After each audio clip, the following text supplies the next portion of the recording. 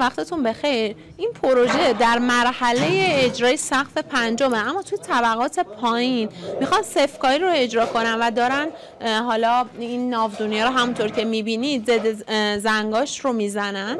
شما به عنوان ناظر معمار بایستی حتما یک سری موارد رو توی مرحله سفکاری کنترل کنید. درسته که طبق آخرین ابلاغیه وزارت راه و شهرسازی کنترل جانمایی و اتصالات وادارهای افقی و عمودی و اجرای میلگرد بستر با ناظر ساز است و ناظر معمار فقط بایستی شاغولی بودن و تراز بودن این وادارهای افقی و عمودی رو کنترل کنه.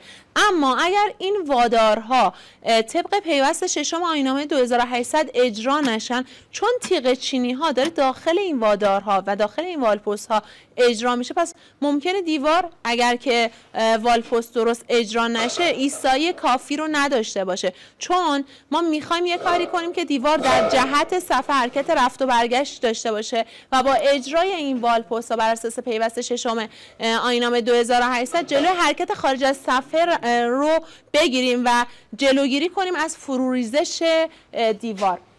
الان همونطور که میبینید اینها دارن آماده سازی های لازم رو برای ناودونی ها انجام میدن. اینها بایستی یا گالوانیزه باشه یا اگر گالوانیزه نباشه ضد زنگ بخوره که خانم بگیرید اونور دارن اینها رو داخل ضد زنگ فرو میبرن. و اینجا میلگرد بستر رو میبینید که میلگرد بستر گفتم درسته این بایستی ناظر ساز این رو کنترل کنه، اما به عنوان ناظر معمار اگر یک سری از موارد رو بدونید بسیار خوب هست. و این بلوک هم طی فیلم قبلی بهتون گفتم بایستی حتما استاندارد مساله رو از مالک بگیرید و میلگرد بستر برای بلوک های سیمانی که حالا ملات خور هستن خوبه، یا بلوک سفالی اگر که هبلکس باشه، چون اون ضخامت ملات دوغابی رو ما نداریم و از چسب استفاده میکنیم، به جای میلگرد بستر میاد از یک تسمه فولادی استفاده میشه که حالا تو فیلم های بعدی در موردش صحبت میکنم.